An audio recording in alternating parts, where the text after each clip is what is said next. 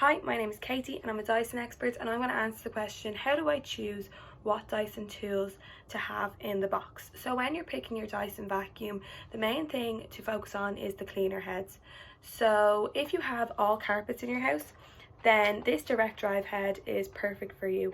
However, if you have hard floors as well in your house, this soft roller head is perfect for wooden floors and for tiles, all hard floors.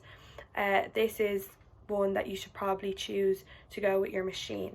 In terms of other tools, this mini motorized head doesn't come with all Dyson machines, and this is brilliant for the stairs, your car, couches, mattresses.